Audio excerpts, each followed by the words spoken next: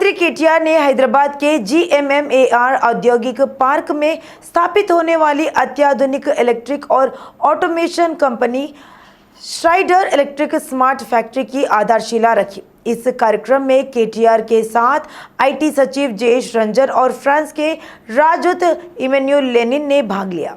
इस मौके पर खबर है कि दोनों नेताओं के बीच विभिन्न मुद्दों पर लंबी चर्चा हुई। केसीआर के विजय दड्डा को धन्यवाद दिया और उन्हें स्मृति चिन्ह भेंट किया।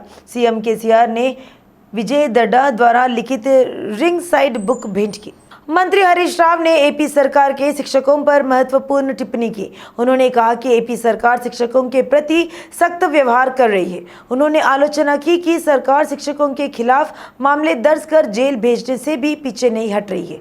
उन्होंने कहा कि हमारी सरकार शिक्षकों का सम्मान करती है और 73% फिटमेंट देगी। AP में शिक्षकों की स्थिति पर तेलंगाना के शिक्षकों को सोचना चाहिए। मंत्री केटीआर ने कहा कि श्नाइडर हैदराबाद में देश की सबसे बड़ी फैक्ट्री स्थापित करेगा। श्नाइडर के 75% उत्पाद विदेशों में भी निर्यात किए जाते हैं। उन्होंने कहा कि कंपनी 1 साल के भीतर अपनी नई फैक्ट्री शुरू करेगी। श्नाइडर को सरकार के साथ मिलकर स्मार्ट मैन्युफैक्चरिंग का प्रशिक्षण देने को कहा जा रहा है। नतीजतन यह श्नाइडर के साथ स्थानीय युवाओं के लिए उपयोगी होगा। केटीआर ने कहा कि राज्य में एक ही दिन में फ्रांस की 3 कारोबार गतिविधियां हो रही हैं। यह खुशी की बात है। Sky is the limit. You have enough room to grow. As Ambassador pointed out, this country needs a lot of solutions in a lot of different areas. And I'm sure Schneider has many things to offer. I'm equally impressed and delighted. When we met at the World Economic Forum in Davos, the whole advanced lighthouse recognition for the factory here by the WEF was definitely something that we all take a lot of pride in. But I do have a request for Anil and Javed and Stephen. The Japanese who manufacture here, including Toshiba in my state, have started what is called as an institute in training personnel, an institute in training human resources in smart manufacturing.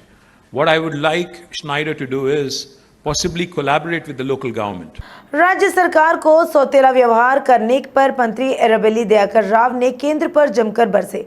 उन्होंने आरोप लगाया कि केंद्र से 1 पैसा नहीं आ रहा है। मंत्री एर्रबेल्ली ने कहा कि केंद्र सरकार सहयोग न करने पर भी आसरा पेंशन, रैतु बंधु और रैतु बीमा जैसी योजनाओं को राज्य के फंड से सफलतापूर्वक लागू किया जा रहा है। एक और केसीआर के सुशासन के लिए पुरस्कार देने के बजाय भाजपा नेता TRS सरकार की आलोचना कर रहे हैं। अब भी भाजपा नेताओं को तेरास सरकार की आलोचना करने से बचना चाहिए। कांग्रेस प्रचार समिति के अध्यक्ष और पूर्व सांसद मधु याष्की गौड ने आरोप लगाया है कि तेलंगाना को बर्बाद करने वाली केसीआर देश को लूटने के लिए राष्ट्रीय पार्टी बनाने जा रही है। उन्होंने कहा कि केसीआर प्रधानमंत्री मोदी को फायदा पहुंचाने के लिए एक राष्ट्रीय पार्टी बना रहे हैं। मधु याष्की गौड ने कहा कि केसीआर का राष्ट्रीय पार्टी से कोई लेना देना नहीं है। उन्होंने उन पर राष्ट्रीय स्तर पर कांग्रेस का समर्थन करने वाली पार्टियों को अलग अलग करने की साजिश रचने का आरोप लगाया। इसलिए केसीआर ने नीतीश कुमार, शरद पवार और स्टालिन से मुलाकात की। शरद पवार ने कहा कि केसीआर ने पहले धोखा दिया। मधु याष्की गौड ने कहा कि केसीआर का अगले चुनाव में हारना तय है। ओडिशा मंत्री स्तरीय टीम ने हथकरघा और कपड़ा क्षेत्र में तेलंगाना की पहल की प्रशंसा की। ओडिशा राज्य हथकरघा और कपड़ा मंत्री रीता साहू और कई अधिकारियों की एक टीम ने मंत्री केटीआर से मुलाकात की। इस अवसर पर मंत्री केटीआर, ओडिशा मंत्री रीता साहू ने अधिकारियों की टीम को हाथ से बुने हुए शॉल और फीलाग्री उत्पादों से सम्मानित किया। ओडिशा टीम ने कपड़ा और हथकरघा क्षेत्र में किए गए विभिन्न विकास कार्यक्रमों और बुनकरों के लिए कल्याणकारी कार्यक्रमों का अध्ययन किया। इसके हिस्से के रूप में पोचमपल्ली के कोयलागुड़म में हैंडलूम्स क्लस्टर का दौरा किया। मंत्री रीता साहू ने वहां के हथकरघा कर्मियों से बातचीत की। मुख्य रूप से वहां उत्पादित होने वाली सिल्क साड़ियों से उनके डिज़ाइनों के बारे में जानकारी ली गई। उन्होंने साड़ी बनाने में बुनकरों के कौशल की प्रशंसा की। यह निर्मित बेडशीट और अन्य फर्शिंग उत्पादों की जांच की गई। बाद में मंत्री ने हैदराबाद में केटीआर से मुलाकात की। इस अवसर पर बुनकरों के कल्याण और कपड़ा बुनाई उद्योग के विकास के लिए किए गए कई कार्यक्रमों के बारे में बताया गया। रितु साहू ने कहा कि अगर उन्हें तेलंगाना कपड़ा विभाग द्वारा चलाए जा रहे कार्यक्रमों की रिपोर्ट दी जाती है तो वे अपने राज्य में कार्यक्रमों की कार्यान्वयन के मुद्दों को ओडिशा सरकार के ध्यान में लाएंगी। मंत्री ने केटीआर को अपने राज्य का दौरा करने के लिए सौहार्दपूर्वक आमंत्रित किया। सिकंदराबाद छावनी बोर्ड की बैठक गुरुवार को हुई। इस बैठक में पीसीसी अध्यक्ष एमपी रेवंत रेड्डी, स्थानीय विधायक सायन्ना, छावनी बोर्ड के नागरिक मनोनीत सदस्य रामकृष्णा ने भाग लिया। बैठक शुरू होते ही कई स्थानीय मुद्दों पर चर्चा हुई। भवन अनुज्ञा की श्रेणी के तहत बोयनपल्ली के सर्वे नंबर 31.P में 125 गज के प्लॉट पर निर्माण के लिए पीसीसी के उपाध्यक्ष मल्लू रवि के नाम से आवेदन दिया गया था। 2008 में तत्कालीन मुख्यमंत्री वाईएस राजशेखर रेड्डी के कार्यकाल के दौरान इस स्थान को रक्षा विभाग से राज्य सरकार को स्थानांतरित कर दिया गया था। बाद में कांग्रेस पार्टी को सौंपा।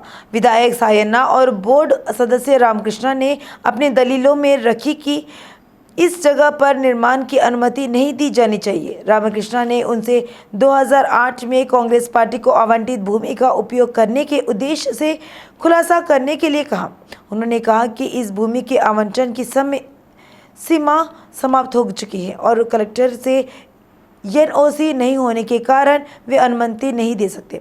सायना ने कहा कि संबंधित स्थान को लेकर अदालत विवाद है। उन्होंने कहा कि अगर कुल 13 एकड़ आवंटित किया गया था तो वर्तमान में केवल 10.5 एकड़ है।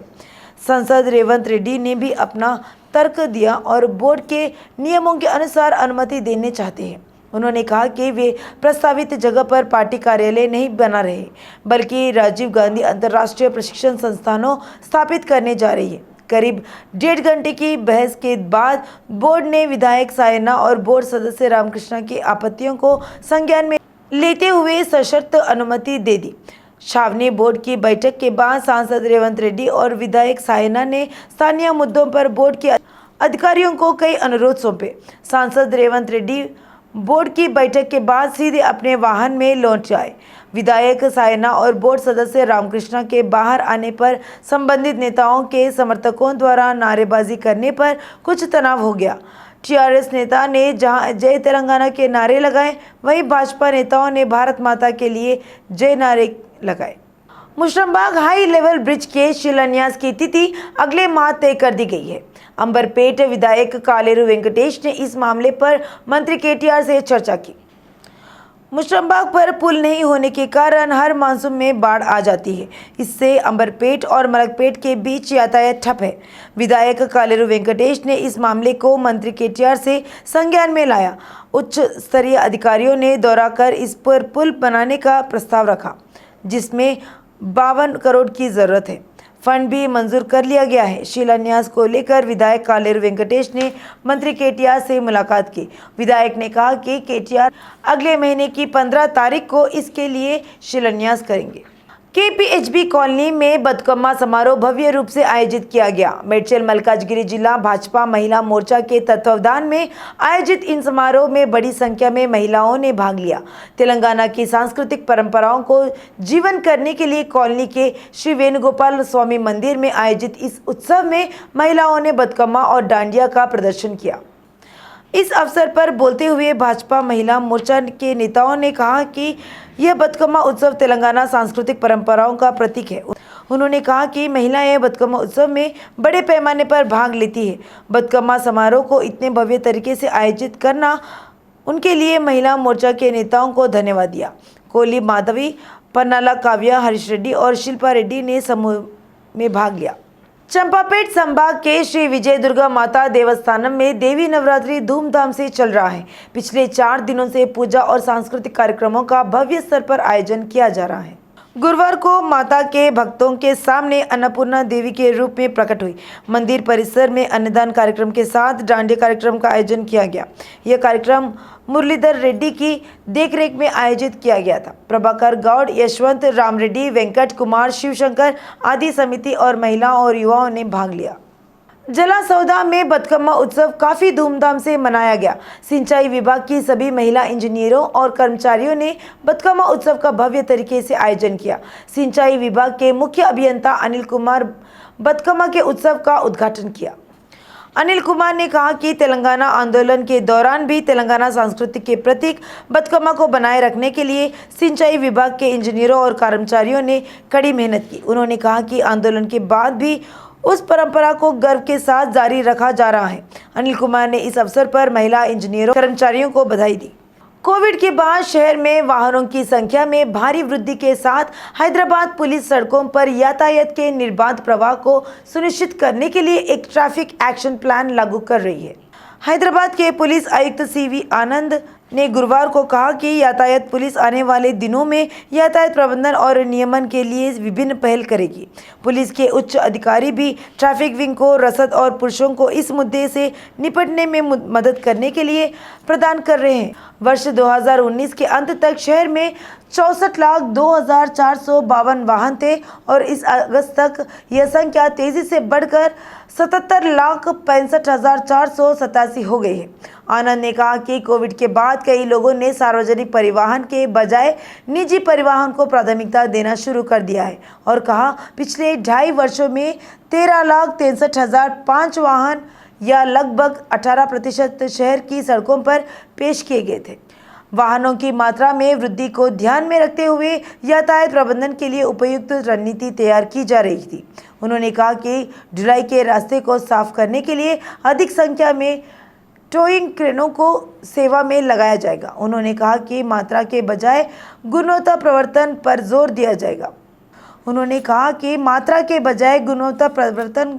दिया जाएगा। पीक आवर्स के दौरान सभी वरिष्ठ अधिकारी नियमन पर ध्यान देंगे। स्टॉप लाइन अनुशासन को सख्ती से लागू किया जाएगा। गलत साइड ड्राइविंग, ट्रिपल ड्राइविंग, अनिश्चित नंबर प्लेट, काली फिल्म आदि का सहारा लेने वाले यात्रियों के खिलाफ कड़े कदम उठाए जाएंगे। राज्य में एमबीबीएस सीटों के आवंटन को लेकर सरकार ने अहम फैसला लिया है। चिकित्सा एवं स्वास्थ्य विभाग ने नियमों में संशोधन करते हुए जीओ जारी किया है ताकि अल्पसंख्यक और गैर अल्पसंख्यक मेडिकल कॉलेजों में एमबीबीएस और बीडीएस बी श्रेणी की 85% सीटें तेलंगाना के छात्रों के लिए उपलब्ध हैं। राज्य के सभी 24 निजी मेडिकल कॉलेजों में अतिरिक्त 1068 एमबीबीएस सीटें तेलंगाना के छात्रों के लिए उपलब्ध होंगी। राज्य में गैर अल्पसंख्यक मेडिकल कॉलेजों में कुल 3,200 सीटें हैं, जिनमें से 35% यानी 1,120 सीटें बी कैटेगरी के तहत है। अभी तक सभी राज्यों के छात्र इसके लिए पात्र हैं। ताज़ा संशोधन के मुताबिक कैटेगरी की 35% सीटों में से 85% सीटें यानी 952 सीटें विशेष रूप से तेलंगाना के छात्रों के लिए आरक्षित होंगी। अन्य राज्यों के छात्रों के लिए प्रतिस्पर्धा के लिए केवल 15 सीटें खुली कोटा है। अल्पसंख्यक कॉलेजों में बी श्रेणी की 187 सीटों में से 116 सीटें यहाँ के छात्रों को आवंटित की जाएंगी। इससे 1068 छात्र लाभान्वित होंगे। तेलंगाना आदिवासी समुदाय के नेताओं ने कहा कि जैसा कि सीएम केसीआर ने वादा किया है, 10% आरक्षण कोटा आदिवासियों को तुरंत लागू किया जाना चाहिए। टैंक बंड अंबेडकर की प्रतिमा के सामने धरना दिया। बाद में उन्होंने अंबेडकर की प्रतिमा को ज्ञापन सौंपा। तेलंगाना ट्राइबल एसोसिएशन के अध्यक्ष श्रीराम नायक ने मुख्यमंत्री केसीआर की आलोचना की है कि जिन्होंने 1 सप्ताह के भीतर जीओ जारी करने का वादा किया था, अब तक इसे जारी नहीं किया। उन्होंने कहा कि आरक्षण लागू नहीं होने से आदिवासी छात्र व कर्मचारी घोर अन्याय का शिकार हो रहे हैं। उन्होंने चेतावनी दी कि वादे के मुताबिक 10% आरक्षण से संबंधित जीओ जारी की जानी चाहिए। अगर ऐसा नहीं किया गया तो राज्य भर में आंदोलन किया जाएगा। एसएलसी कॉलेज ऑफ फार्मेसी का प्रबंधन पिछले कुछ महीनों से वेतन नहीं दे रहा है। आर्थिक तंगी के चलते यशोदा अस्पताल में इलाज के दौरान ब्रेन स्ट्रोक से डॉक्टर सैदुल्लू का ब्रेन डेड हो गया। इसके साथ ही पीड़ितों ने शव को लेकर फार्मेसी कॉलेज के मालिक के घर पर धरना दिया। टीएसटीसीईए के प्रदेश अध्यक्ष संतोष कुमार ने कहा कि डॉक्टर सैदुल्लू लगभग 12 वर्ष से एसएलसी फार्मेसी कॉलेज में काम कर रहे थे। उन्होंने कहा कि अस्पताल में उनके 8 दिन से भर्ती रहने के बावजूद एसएलसी फार्मेसी कॉलेज प्रबंधन ने इस पर ध्यान नहीं दिया। यशोदा अस्पताल से सैदुल्लू के शव को कॉलेज के मालिक के आवास के सामने लाकर धरना किया। प्रबंधन ने जवाब दिया कि वे सैदुलू परिवार को 3 लाख का पूरा वेतन देंगे, 50,000 नकद और 2.5 लाख का चेक सौंपा। बाद में सैदुलू के शव को पैतृक गांव नकीरेकल के ले जाया गया। परिजनों को समझाने के बाद सैदुलू अंगदान कर दिए गए। मेडचल जिले के पिरजादीगुड़ा नगर निगम में भारी बारिश के कारण निचले इलाकों में जलभराव हो गया है। बाढ़ में डूबी विष्णुपुरी कॉलोनी में स्थानीय लोगों ने जमकर विरोध किया। पिरजादीगुड़ा नगर कांग्रेस पार्टी के अध्यक्ष तुंगतुर्ती रवि ने बाढ़ के पानी में बैठकर अधिकारियों और शासक वर्ग की लापरवाही का विरोध किया। हर साल बरसात के मौसम में उन्हें निकाल दिया जाता है कि नगर पालिका की ज़्यादातर कॉलोनियों में यही स्थिति है। रवि ने कहा कि विष्णुपुरी कॉलोनी, माँ भवानी नगर, मारुति नगर, मनसानी कॉलोनी, विहारिका कॉलोनी और काकतिया नगर में बाढ़ का पानी घरों में घुसने के से लोगों को परेशानी हो रही है। तुंगतुर्ती रवि ने मांग की कि स्थानीय पार्षदों और महापौरों को बाढ़ के संकट से निपटने में विफल रहने के लिए तुरंत अपने पदों से इस्तीफा दे देना चाहिए। हैदराबाद में लगातार चौथे दिन भारी बारिश हुई है। कई इलाकों में बारिश का पानी सड़कों पर पहुंच गया और वाहन चालकों को भारी परेशानी का सामना करना पड़ा। हैदराबाद के मौसम विभाग ने अगले 3 दिनों तक बारिश की चेतावनी दी है। राष्ट्रीय राजधानी दिल्ली के बाद मेट्रो ट्रेन हैदराबाद में फिर से शुरू हुई। और क्या मेट्रो यात्रा आरामदायक और आसान हो रही है? मिनटों में यात्रियों को उनके गंतव्य तक पहुंचा रही है क्या इस दौरान मुश्किल हो रहा है सफ़र? इस बारे में जानने के लिए देखिए यह कहानी। Champapet, Karmanghat, Saroornagar, Kothapet, Vanasthalipuram, LB Nagar, Hayath Nagar, Nagole, Musarambagh, Meerpet, Boyanpally, Lalapet, Nachara, Musheerabad, RTC cross road, Chikkadpally, Baghlingampally, Bholakpur, Kavadiguda, Jawahar Nagar, Ramnagar, Domalguda, Amberpet, Kachiguda, Nallakunta, Lingojiguda, Khairatabad और नाचारम क्षेत्रों में बारिश के कारण मोटर चालकों में गंभीर समस्याओं का सामना करना पड़ा। कई निचले इलाकों में रुके हुए बारिश के पानी से स्थानीय लोगों को परेशानी हुई।